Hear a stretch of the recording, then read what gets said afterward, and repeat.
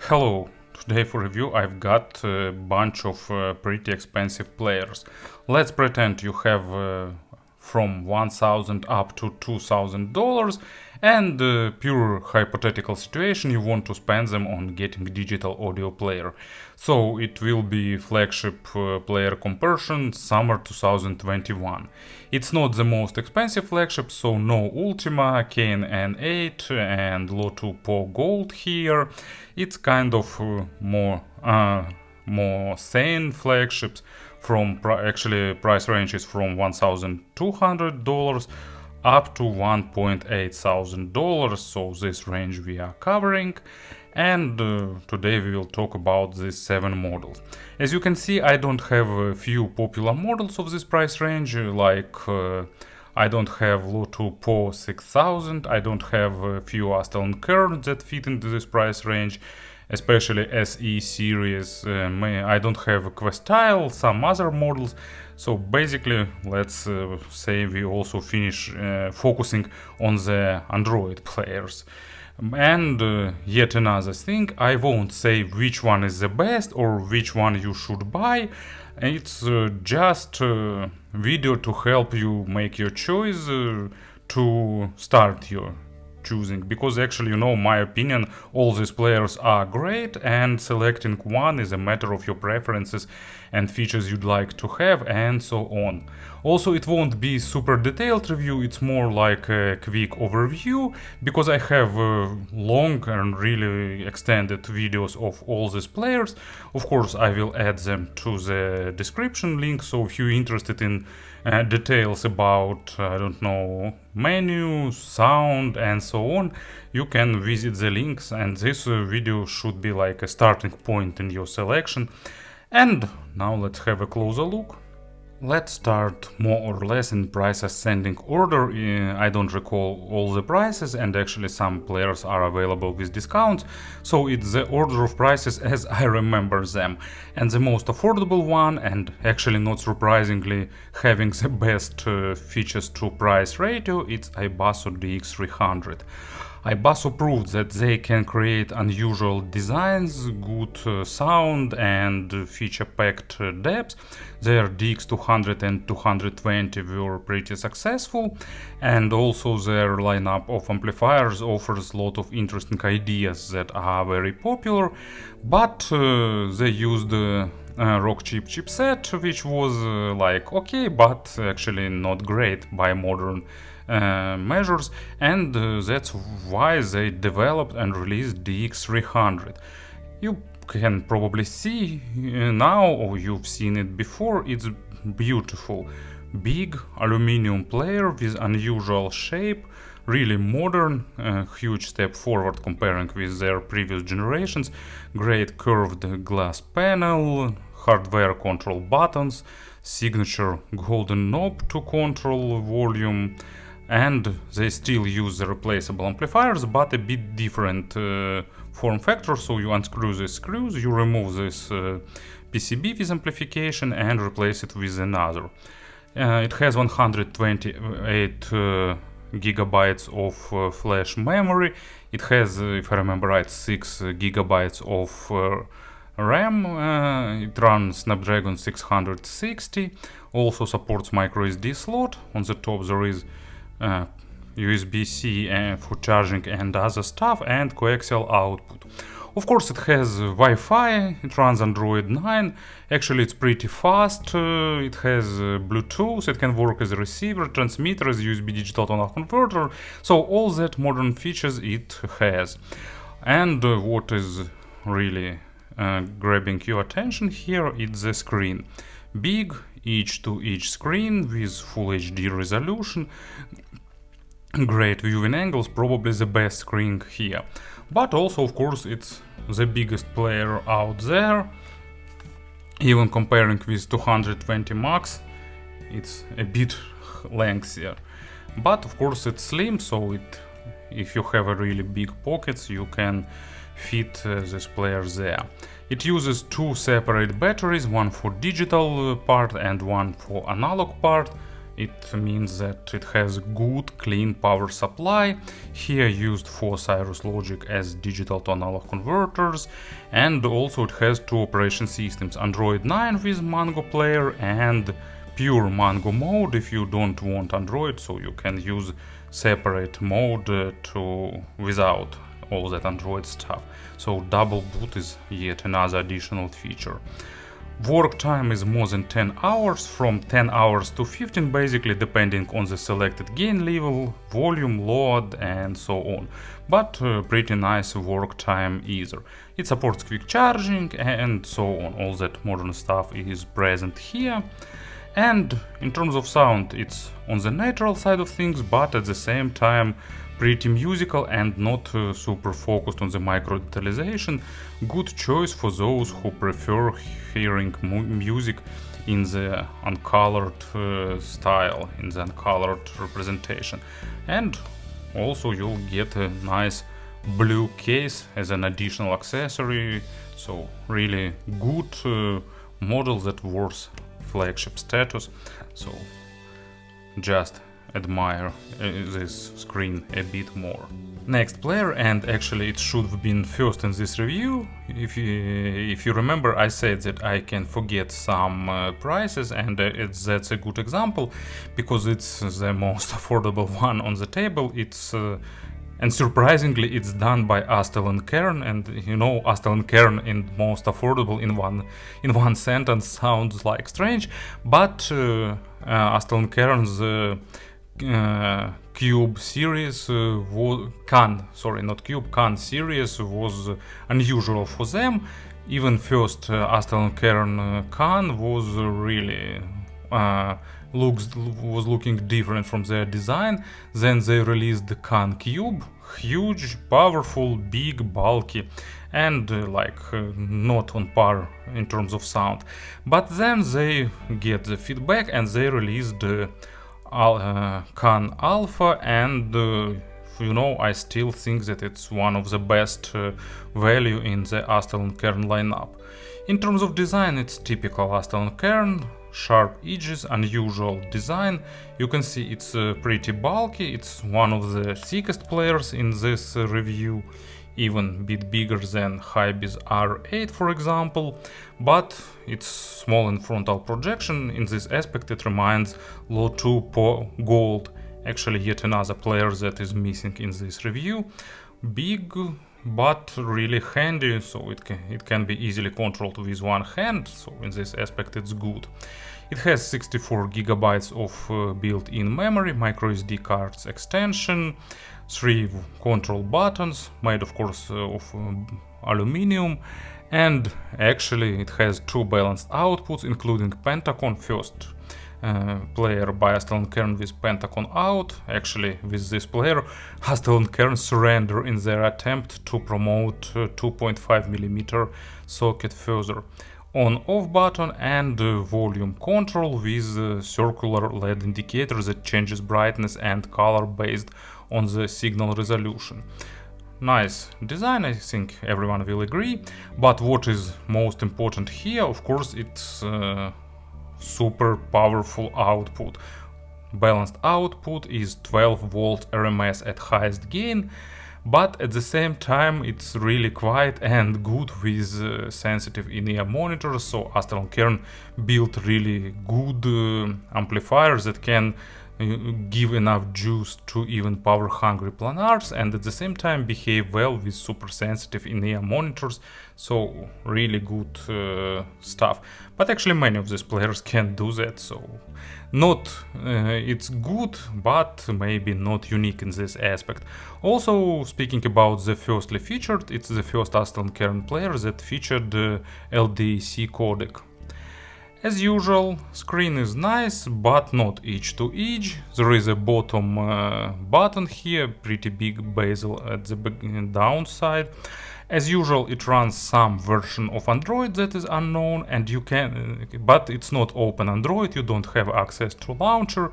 You can't access Google Play services. You can install only limited set of programs, mainly it's different streaming services, and also you'll have to spend some time figuring out how to download APK file, how to put it into memory, and so on. Not really convenient way, but you know, it's doable and you at least can get streamings. And in terms of firmware, it's traditional Astell&Kern, so if you've seen one of their players, you've seen them all. So in this aspect, everything works as we used to, and actually some kind of update.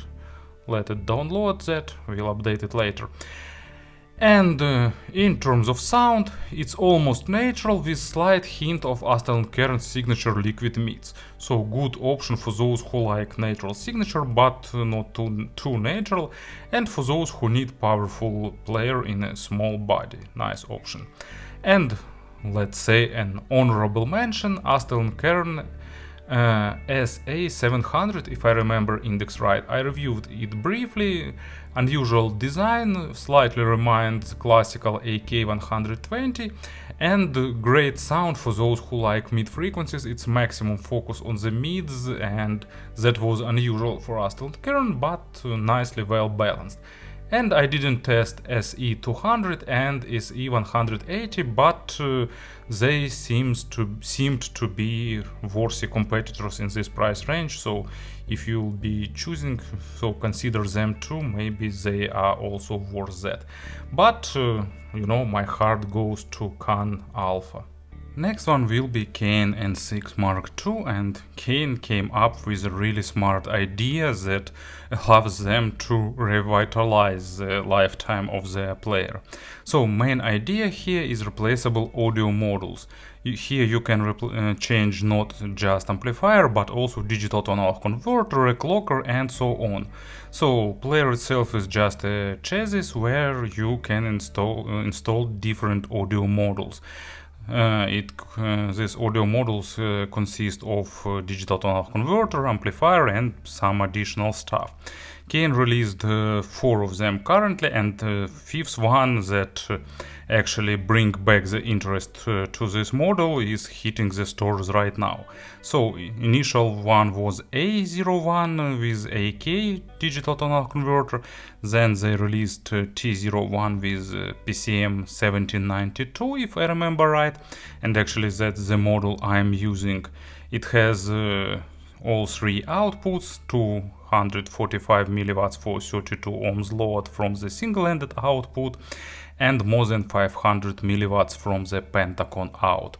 Actually forgot to mention that iBasso delivers more than 1 watt of power from the balanced output, so it's really powerful too. And of course, nice build, good design, typical Cayin style, control buttons, clicking and rotating wheel for volume control, and power on and off. Here are the models. To replace it you have to unscrew 2 screws. And forgot to mention, so there are 2 models with Sabre chipset that I didn't test. And the great idea that I mentioned, Cayin released the amplifier, actually not amplifier, audio model that uses R2R matrix, so it should be something truly audiophilic and really interesting and pretty expensive, so about $600.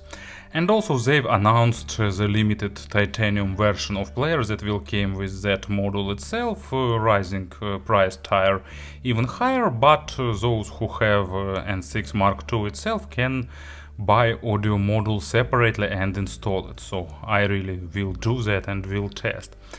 Nice Cayin-like design. Screen is not even close to being each to each, but still good resolution, 1028p. You can see big bottom margin here. Here is LED indicator that works as a home button. Here I used Android 8.1 as an operation system, and firmware is made by HiBy, so basically you will get both Cayin Music and HiBy Music Professional version, whatever you like. Work time with the T01 model will be from 7 to 8 hours. Also you'll get pretty nice leather case in the accessory set and so on. Here it is in terms of design and build quality. In terms of sound, with T01 probably it's the maximum Cayin sound with highlighted emotions, really driving player with a lot of accent on the emotions, on the dynamic, engaging and fun. Not trying to be natural, not trying to be monitoring, instead pushing macro dynamics and making everything sound more spicy and more engaging, but at the same time of course still technical, so in this aspect pretty capable player that for those who don't like natural and monitoring representation, and it's a typical approach for Cayin. Next one is my old and faithful FiiO M15. If I understood right, it's currently discontinued. FiiO have to discontinue it because they ran out of Exynos chips, so they have to rebuild their lineup with different chipset, but still it's available in some places and its price is about $1,300, and for that price it delivers a pretty lot of value. Nice design, aluminum frame with rounded edges, so it's typical for the FiiO because they have like half players in this design and other half players in more angled design. They were trying to find which one suiting them, their style more. And what is unusual here, it uses analog volume control, because it's not a traditional encoder, it's a real potentiometer that you rotate and it reads its position and uses it to adjust the volume, so that hybrid schema that FiiO often used in their players. It has hold button and big set of additional control buttons, including one programmable button that you can select what it should do. It runs Android 7, if I remember right. It has a single micro SD slot, USB-C for charging and all that traditional stuff like using it as digital analog converter, outputting digital signal and so on and so forth. Work time is about 8-9 hours in the balanced mode, and in balanced mode you can get up to 800 milliwatts for 32 ohms load in turbo mode, and up to 15 hours from single-ended output, and here you can get more than 250 milliwatts in turbo mode. What else I can say about this player? Interesting here is that it has ultimate approach to implementing additional features. So to use it as digital to analog converter, FiiO put a separate XMOS chip inside, and it provides the best USB interface. To use it as a Bluetooth receiver, here inside you'll have the Cirrus Logic CS. What is that player? I don't remember figures, sorry, 8675 or 8760. Well, so basically all the chips that FiiO put in their receivers and other stuff, and it improves the work in the Bluetooth receiver mode. In terms of firmware, it's Android 0.71, you can get Play Store, you need to install it separately, but it's working and working pretty well. Nice, pretty fast, reliable with FiiO signature player. I really like it in terms of features, I really like the new design and interface, so in this aspect it's pretty nice too. Nice, slim, well designed, feels really solid. In terms of sound, it's pretty technical, but with a bit of additional weight that gives that tightful, impactful sound for those who like a bit highlighted kicks, a bit highlighted punches.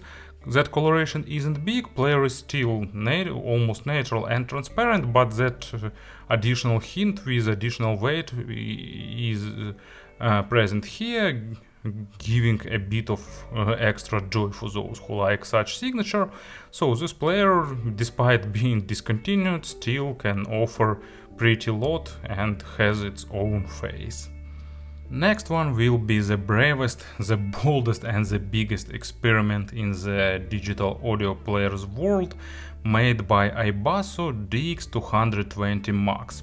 So iBasso understood that the 220 became really popular and the most popular amplifier was M8, balanced discrete amplifier, so they decided to make an experiment, but they packed it in this big stainless steel case. They released 220 Max.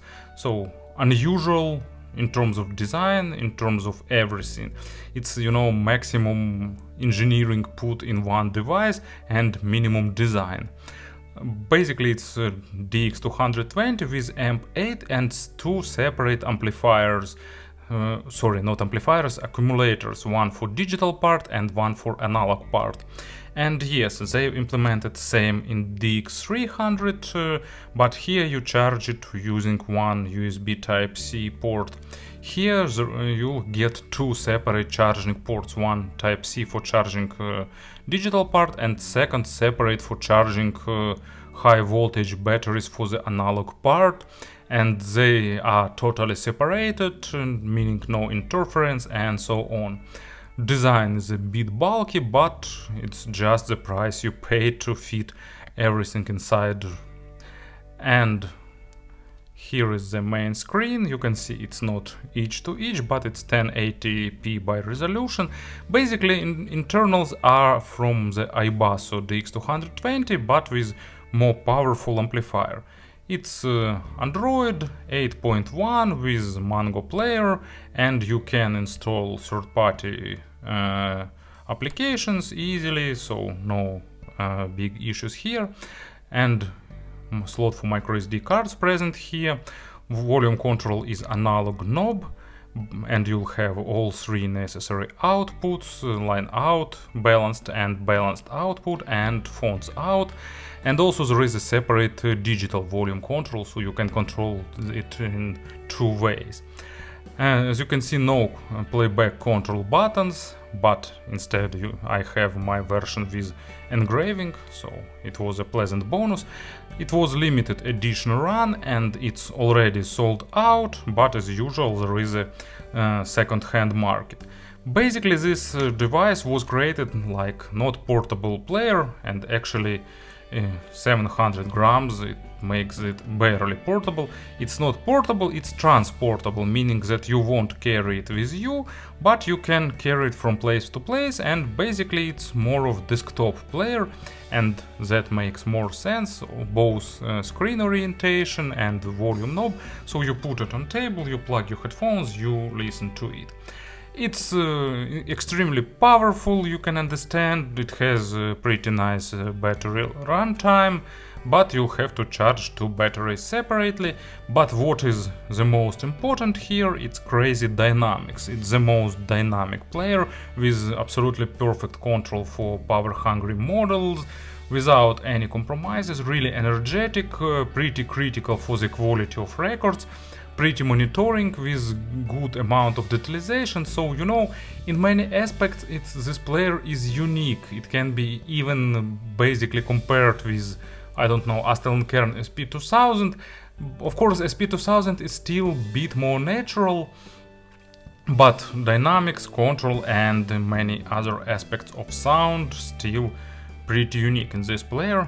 But of course it's definitely not portable, but still it's definitely worth mentioning here, and I did that, and I am proud owning this player, and of course it will stay in my collection for a really long time. So next player will be Shanling's M8. Price is $1,660, and it's Shanling's current flagship model, created to be a direct competitor with FiiO M15.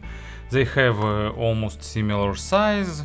They built using same digital to analog converter chips. Here also used AK4499.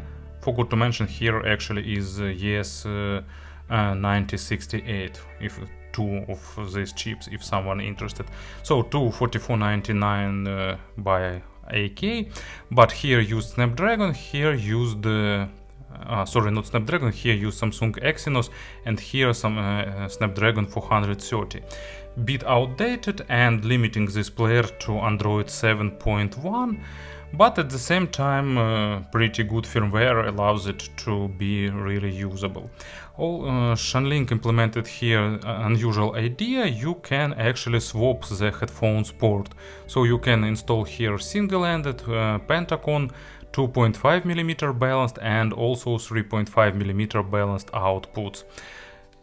It's in terms of design, it's traditional Shanling, so company is really consistent in their design. They have that aluminum shell with rounded edges, this time it's black one, USB-C, microSD slot for microSD cards, 3 buttons for playback control, replaceable sockets on top, and volume control buttons that also can be clicked to turn it on and off and block the screen, and LED indicator. So basically it's traditional player. If you've seen one, you've seen them all.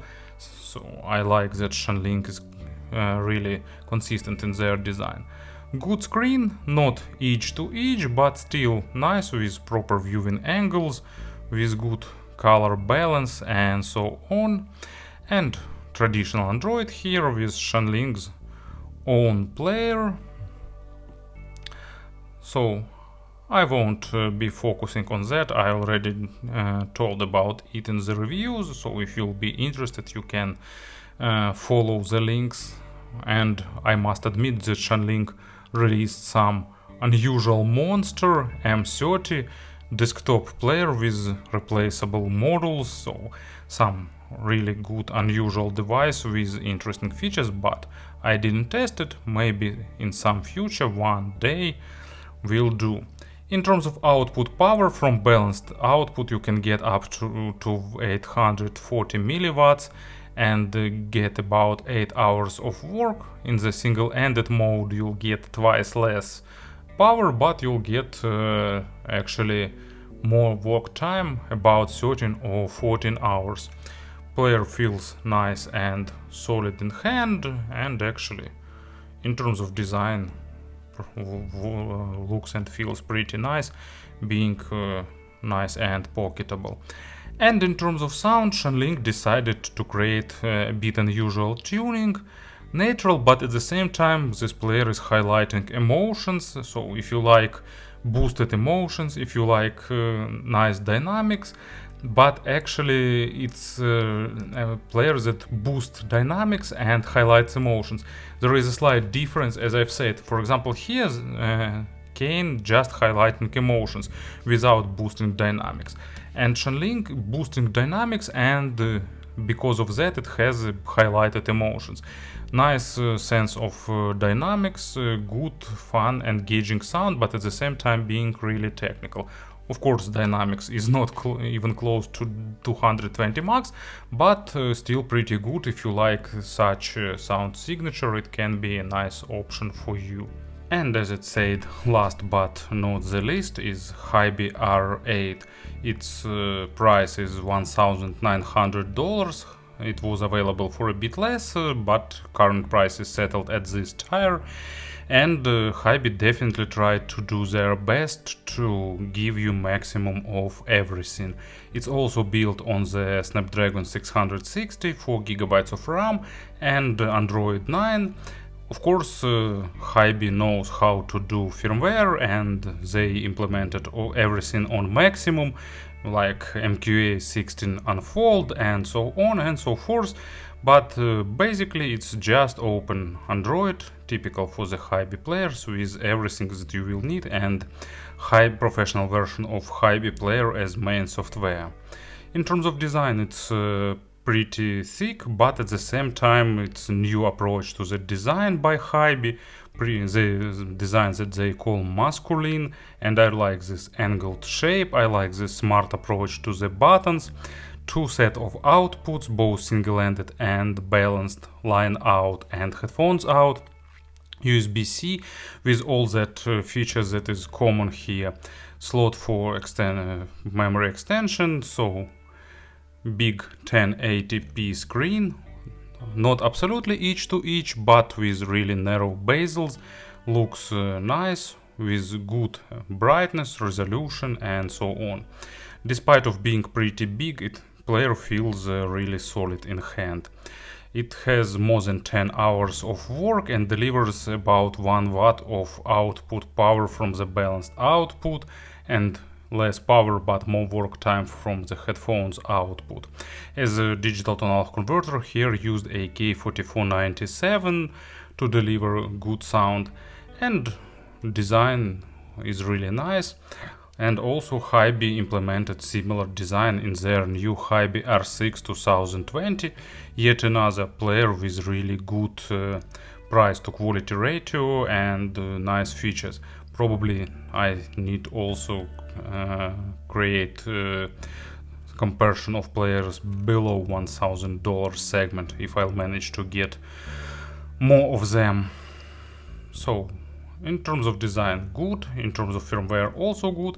And actually, in terms of sound, also really nice player that basically, combines almost everything from all the dubs here. Neutral, technical with good dynamics, but not boosting everything.